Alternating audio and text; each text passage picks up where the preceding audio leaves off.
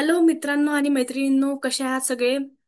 तर माझं नाव मुक्ता. स्वागत आहे आपल्या चॅनलवरती सगळ्यांचं. आजपासून आजपासून आपण कॉन्सेप्ट बूस्टर सिरीज पार्ट 1 सुरू करत आहोत. यामध्ये तुम्हाला बेसिक पासनं सगळ्या गोष्टी एकदम इझिएस्ट लँग्वेजमध्ये सगळ्यात सोप्या सोप्या पद्धतीने शिकवल्या जाणार.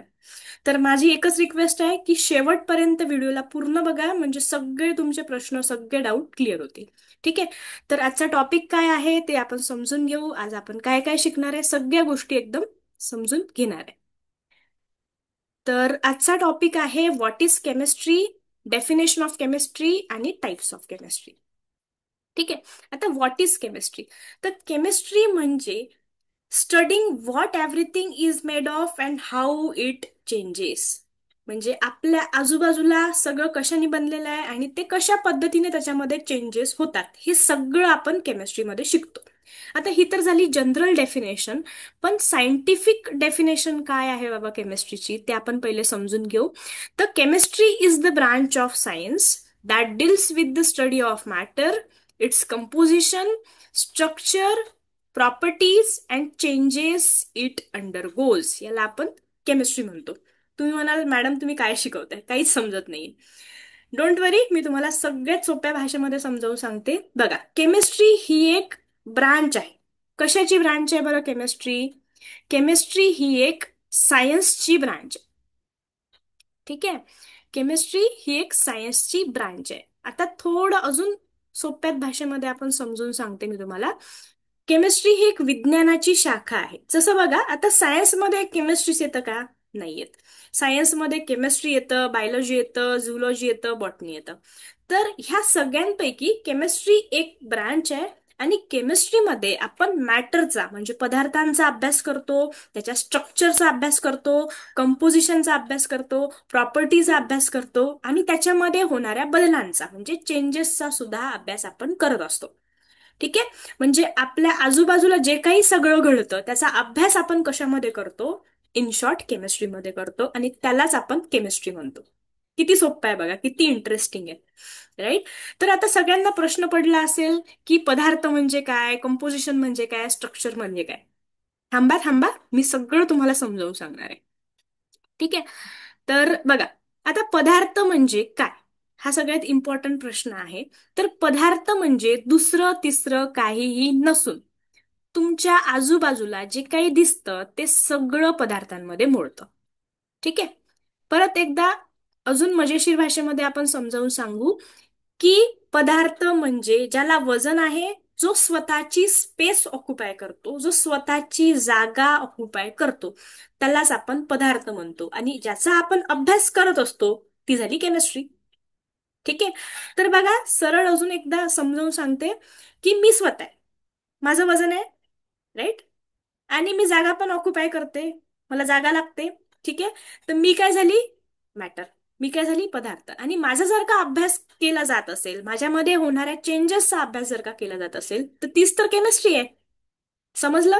येस. आता केमिस्ट्रीमध्ये काय काय येतं? तुम्ही स्वतः सुद्धा येता, तुमच्या आजूबाजूला असणाऱ्या वस्तू, पदार्थ हे सगळे केमिस्ट्रीमध्ये पदार्थांमध्ये येतात.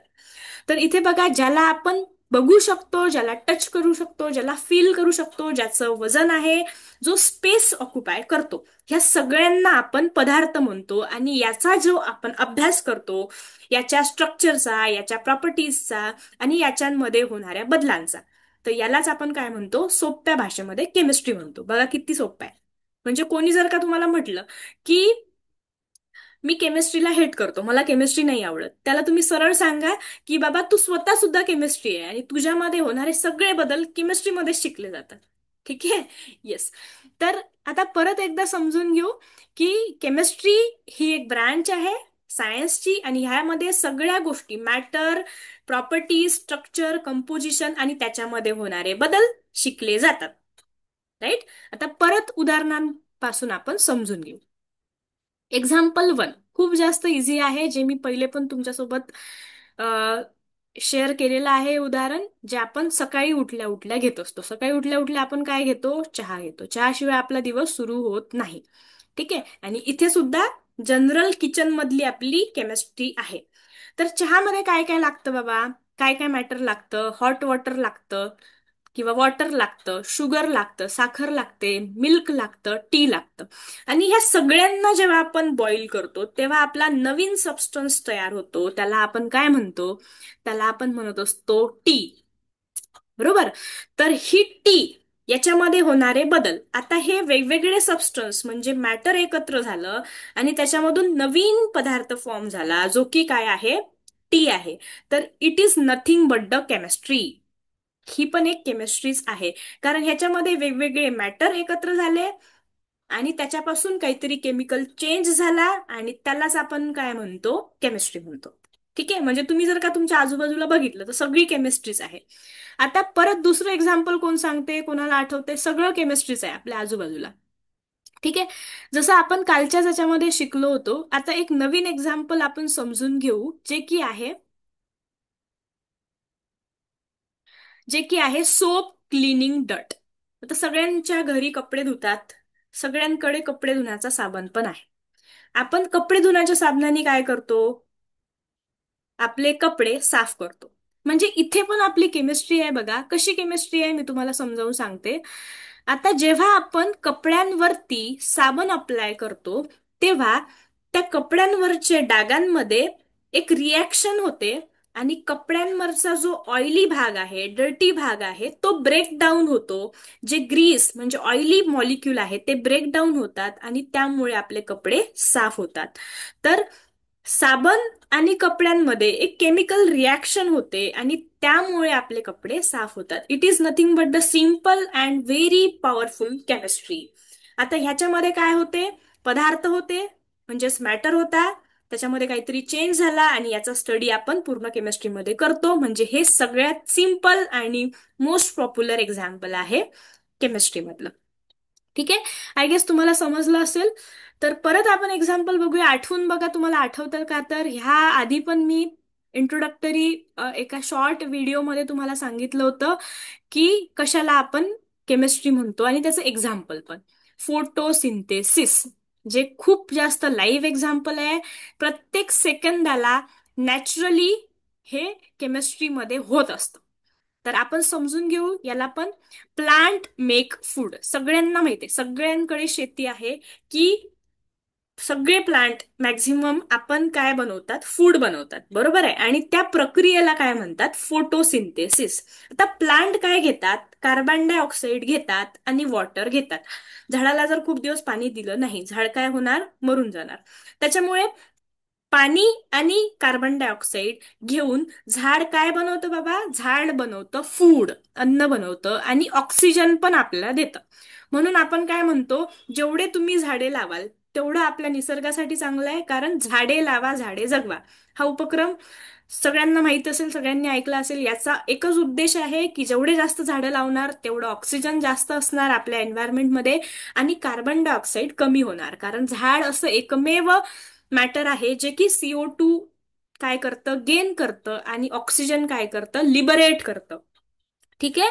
तर ह्याच्यामध्ये काय होतंय? वेगवेगळ्या मॅटरमध्ये एक केमिकल रिॲक्शन होत आहे, ज्याचा प्रोडक्ट काय फॉर्म होत आहे? आपल्याला फूड आणि ऑक्सिजन.